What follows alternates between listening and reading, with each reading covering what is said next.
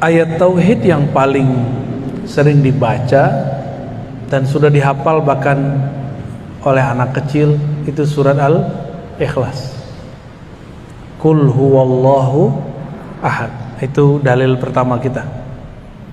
Katakanlah dialah Allah ahad. Ahad itu esa.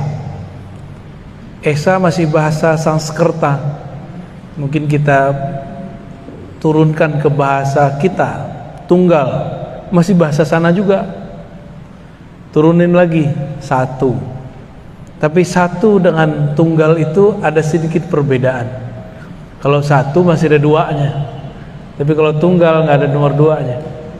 Tunggal nggak bisa dibagi dua. Esa tunggal itu sama, tidak bisa dibagi dua. Kalau satu bisa 1,5, bener. Kalau satu itu 2 kurang 1, 1. 3 kurang 2, 1. Tapi kalau tunggal nggak begitu. Itu beda secara bahasa ya. Selama ini kita sering mendengar kata tunggal, esa, barangkali kita menyamakannya dengan kata satu. Makanya Allah membedakan namanya ahad dengan wahid. Ada wahid gak bahasa Asmaul Husnanya? Ada gak? Wahid artinya yang maha pertama. Kalau ahad yang maha tunggal, yang maha esa. Maka Pancasila nomor pertama, ketuhanan yang Maha Esa, yang memenuhi syarat cuma umat Islam. Ada yang agak mendekati Yahudi, tapi Yahudi kan bukan agama resmi. Ada yang sedikit mendekati, yaitu Nasrani yang Unitarian, yang menyembah satu Tuhan. Ada lagi yang mendekati, yaitu Hindu murni. Hindu mereka mengatakan bahwa Sang Hyang Widi itu yang Maha Esa. Kita kan sering dengar ada apa dewanya tuh, Dewa Wisnu, Dewa Siwa, yaitu Allah juga. Kalau kita nyebutnya apa? Dewa Siwa itu nama lain daripada Sang Hyang Widi, namun dengan sifatnya yang sangat tegas. Jadi saya ngobrol dengan teman-teman yang Hindu Bali ya, saya nggak tahu kalau Hindu yang di apa namanya India sana saya nggak ngerti. Ya. Jadi Wisnu Siwa itu adalah nama lain daripada Sang Hyang Widi itu. Rahman Rahim itu beda dengan Allah atau sama? Rahman Rahim sama, cuma nama aja yang beda. Namun kemudian barangkali di kalangan awam mereka, jadi ada pendeta-pendeta awamnya memvisualkan Wisnu Siwa itu sosok yang berbeda dengan Sang Hyang Widi, ya. Baik. Di dalam Al-Quran ada banyak macam bertauhid. Ada mulai dari tauhidnya orang-orang munafik, orang-orang kafir, ya. Ini tauhid level paling bawah. Sebenarnya nggak disebut tauhid, ya. Kita sebut saja tauhidul munafikin, tauhidnya orang munafik. Tauhid orang munafik ini lain di mulut, lain di hati. Inilah yang disebut dalam surah Al-Baqarah, yukhadi'una Allah walladzina amanu. Mereka hendak menipu Allah dan orang-orang yang beriman. Lidahnya bilang la ilaha illallah, kalbunya tidak. Ini tauhid apa namanya? Tauhid munafikin. Yang kedua, ada tauhid muqallidin, tauhid orang yang taklid. Apa arti taklid? Ikut tanpa tahu dalilnya. Itu namanya taklid. Apa kata kiai deh gitu, apa kata ustadz. Tauhid muqallidin ini, kalau dia dapat guru yang benar-benar, kalau dia dapat guru yang nggak benar, ya salam. Dapat ustadz pengajian mengajarin Allah berada di atas aras, ya sudah, dia ikut begitu. Akhirnya terjebak membayang-bayangkan Allah. Dulu di Masjid An-Nasr ada yang ngajarin begitu, ya. Malah ibu-ibu ditanya, di mana Allah? Katanya dalam mengaji. Dibacain hadis sama dia, fis sama, di langit. Padahal ini hadis bertentangan dengan hadis yang lebih sahih, Sahih Bukhari. Itu hadis riwayat Imam Muslim. Riwayat siapa? Imam Muslim ini kualitas hadisnya di bawah Imam Bukhari. Jika ada riwayat yang sahih menyalahi yang lebih sahih, maka disebut dengan syadz, hadisnya ganjil.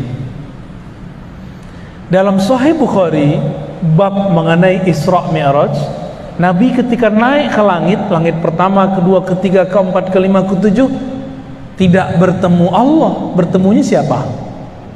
Para nabi. Sedangkan hadis ini mengatakan fis sama. Di manakah Allah wahai budak? Si budak mengatakan Tuhan Allah di langit. Berarti keliru dia. Riwayatnya keliru. Kenapa? Waktu Nabi di langit pertama ketemunya Nabi Adam, kedua, terus sampai ke langit ketujuh ketemu Nabi Ibrahim alaihissalam. Ini Sahih Bukhari, yang ini Sahih Muslim. Lebih tinggi mana? Sahih Bukhari. Maka kita menggunakan Sahih Bukhari sebagai panduan, ya.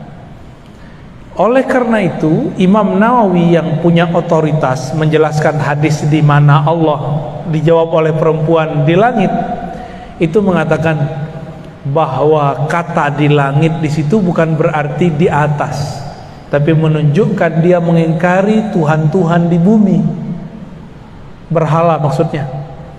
Yang diakui cuma Allah Subhanahu wa ta'ala. Baik. Ini tauhid apa yang tadi? Yang kedua, tauhid muqallidin. Tauhidnya orang-orang yang taklid.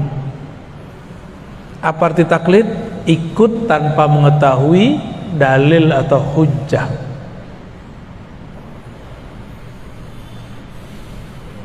Nah, yang ketiga,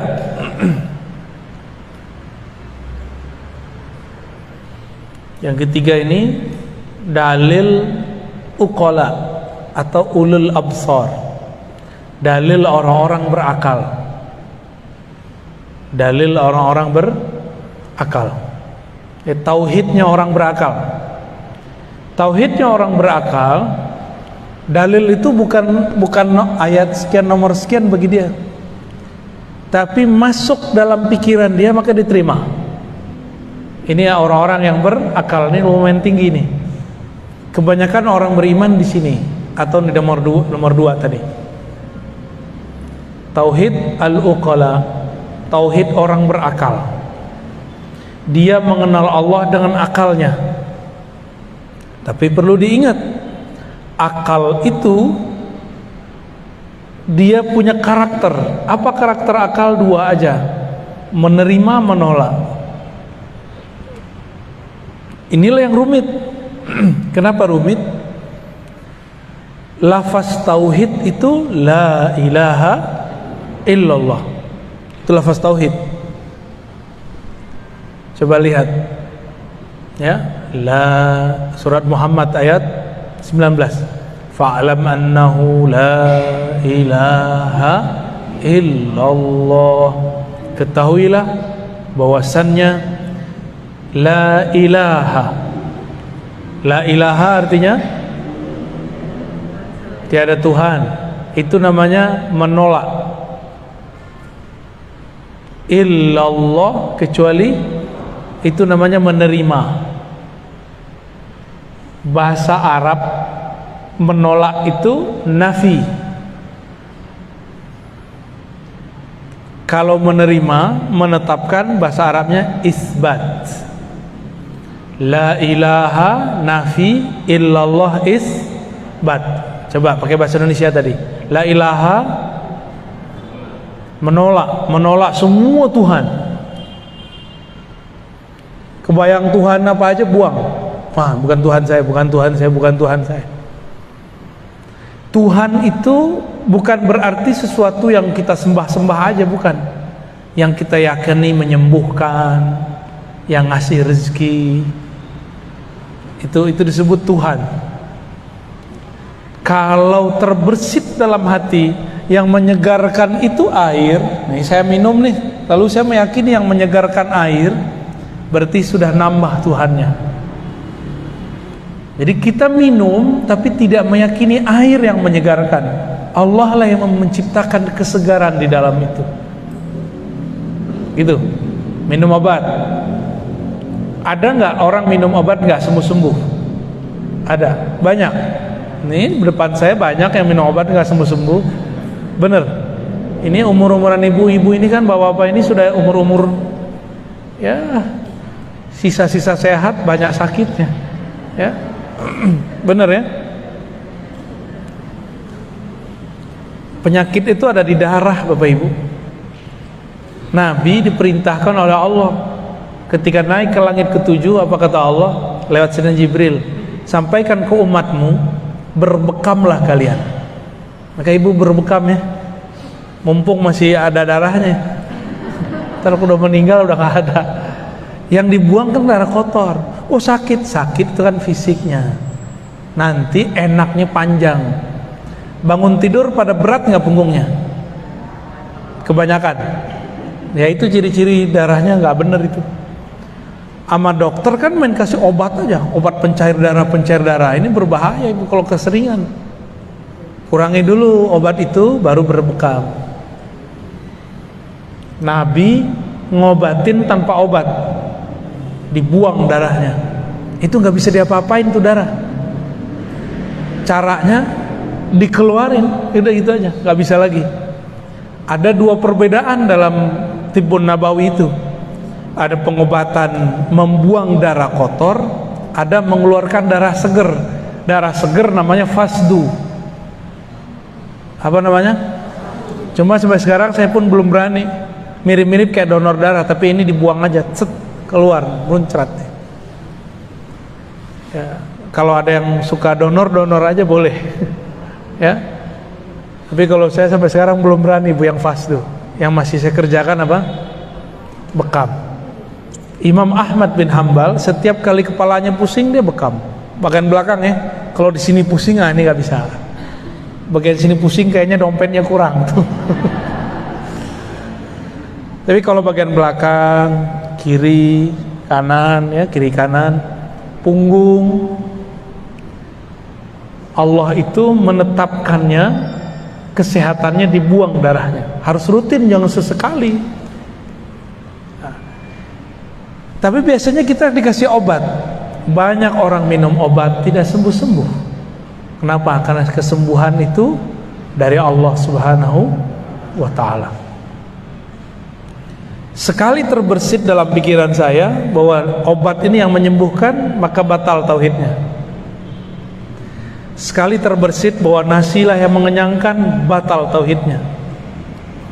Ini tauhid okola ya, tauhid ahli akal.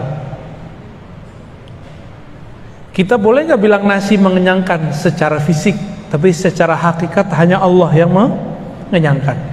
Secara zahir kita boleh bilang air menyegarkan, tapi secara akidah, hakikat, keyakinan hanya Allah lah yang menyegarkan. Kalau enggak, udah bertambah Tuhannya. Nah ini berbahaya ya. Bapak ibu mungkin sebagian, kalau yang ibu-ibu ini rezekinya lewat suami. Kalau bapak-bapak ini mungkin bekerja sendiri. Itu cuma asbab aja. Banyak kok orang kerja nggak dapat duit juga ada. Berarti rezeki bukan lewat itu. Ada orang yang dia udah capek-capek kerja di A, dapat rezekinya di B. Bener nggak? Itu banyak sekali. Udah daftar, nggak tahu-tahu jadinya dia mandiri, ya. Ini tauhid uqala, tauhid orang berakal. Dia pakai akal dia. Nah, maka orang ini kalau baca la ilaha Allah, akalnya yang main. La ilaha illallah, tiada yang menyembuhkan kecuali Allah, tiada yang berbuat kecuali Allah. Itu yang dia lihat. Tiada yang menyegarkan kecuali Allah. Tapi di sini belum jadi rasa, masih teori. Ini boleh kita sebut dengan tauhid orang yang masih berteori. Ya, yang nomor 3 ini. Yang nomor 4, nah, ini sudah mulai masuk kepada qalbu. Saya menyebutnya tauhid muraqabah. Tauhid apa namanya? Muraqabah itu merasa dipandang oleh Allah yang Maha Esa, merasa diawasi, merasa diperhatikan gitu. Ini gimana caranya mencapai itu? Yang merasakan dipandang, diawasi itu bukan akal, tapi qalbu. Maka untuk mencapai rasa itu, mencapai tauhid ini, harus mengaktifkan zikir qalbunya. Dulu sebagian besar ibu-ibu sudah saya ajarin zikir ya, diamalin gak tuh? Iya, katanya mau belajar zikir, kita ajarin zikir nggak diamalin, ya. Besok saya nggak ajarin lagi bu. Mahal itu bu zikirnya, saya dapatnya kemana-mana itu, bertahun-tahun saya ngamalin itu.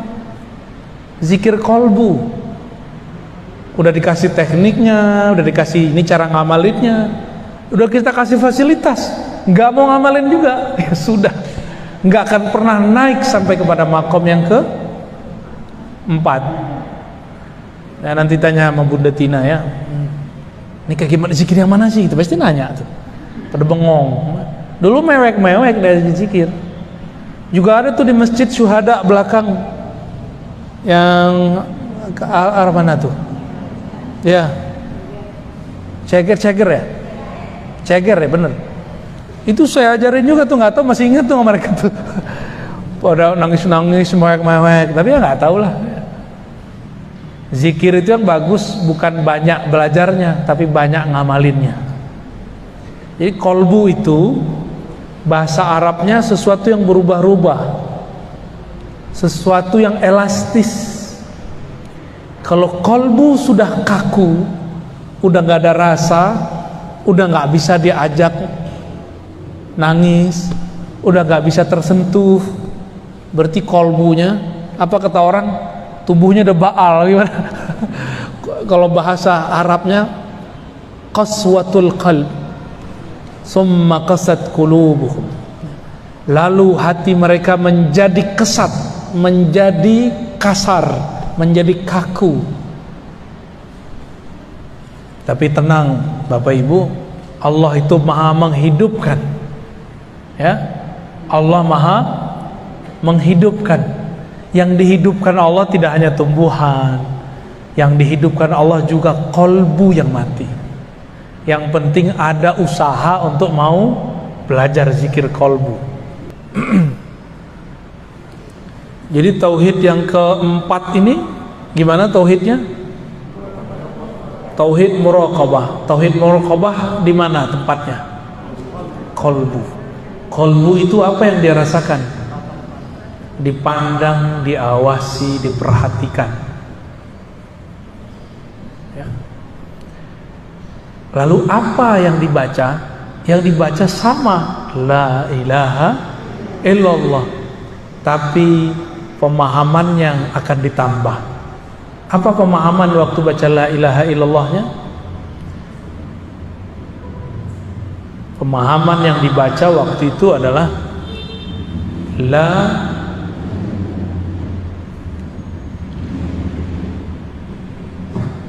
tidak ada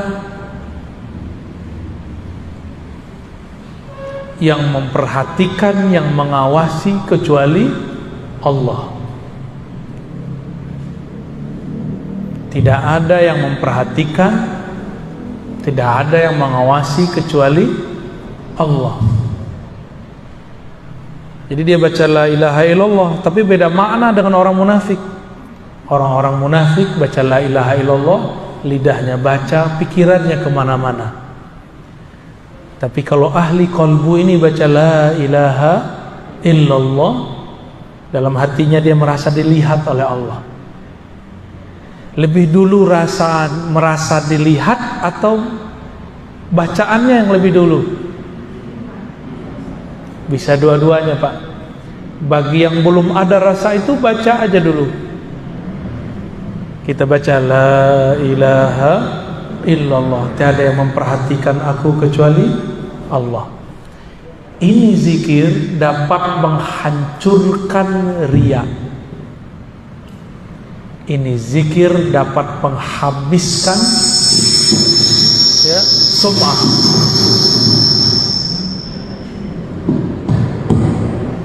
Ada angin puting beliung.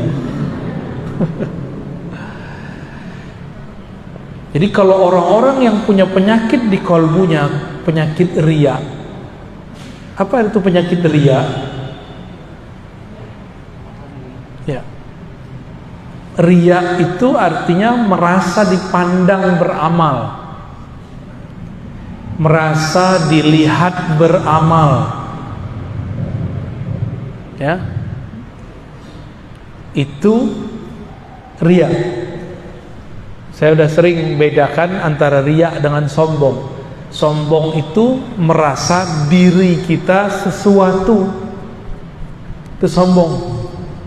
Kalau riya merasa amal kita sesuatu. Yang bangun masjid ini nih, itu diintai terus sama setan. Setan ingin menggoda dia, menyinggung dia, membuat dia sakit hati, sampai dia kemudian ngomong, kalau enggak karena saya masjid ini enggak jadi, gitu. Itu yang lagi diintai-intai sama setan. Kalau ibu-ibu pengajian, itu setan ngomong gini, kalau bukan saya yang urus, ini majelis enggak jalan. Nah, kalau terbersit itu, maka ini berbahaya.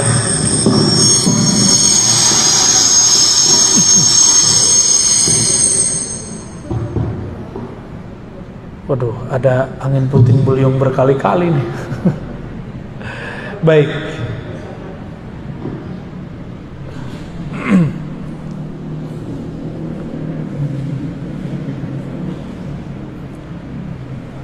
Untuk sampai ke sini, maka coba lihat surat Ali Imran ayat 2. Alif Lam Mim, Allahu la ilaha illa huwal hayyul qayyum. Allah tiada yang berhak disembah kecuali Dia. Coba perhatikan surat Ali Imran ayat 2. Allahu la ilaha illa hu. Ya, habis itu huwal hayyul qayyum ya. Allah dulu, baru la ilaha illa hu. Sebelum baca la ilaha illallah, di kalbunya sudah membaca nama Allah. Disebut nama Allah dalam kalbu, baru kita lisannya baca la ilaha illallah. Dan saya sudah sering mengatakan juga bahwa ada yang unik di dalam Al-Quran. Di dalam Al-Quran lebih banyak lafaz la ilaha illahu daripada la ilaha illallah. Benar? Lebih banyak lafaz la ilaha illahu itu sampai 20 lebih. La ilaha illallah nggak banyak. Maka hu itu bagian dari nama Allah. Huwa bagian dari nama Allah. Apa arti huwa? Huwa itu artinya hanya Dia, tiada selainnya. Hanya Dia, tiada selainnya. Kalau masih terbayang bersama Allah ada sesuatu, baik itu pahala, terbayang surga, berarti belum nyampe. Tauhid orang nomor 2, tadi nomor 2 tauhid muqallidin. Tauhid muqallidin ini ciri-cirinya suka cari pahala. Dia bertauhid biar dapat pahala, biar masuk surga. Itu yang nomor 2. Kalau yang nomor 3 bukan, dia cari kedamaian, cari yang masuk akal. Ini nomor 3. Kalau nomor 4 tadi, di kolbunya yang ada adalah mencari bukan lagi kedamaian akal, tapi ketenangan kolbu. Terus nomor 1 kemana dia? Kalau nomor 1 cari aman. Tahu cari aman? Biar kelihatan aman nama orang, maka dia baca la ilaha illallah. Itu orang munafik. Sedangkan nomor 4 tadi, dia mencari kedamaian di dalam kolbunya.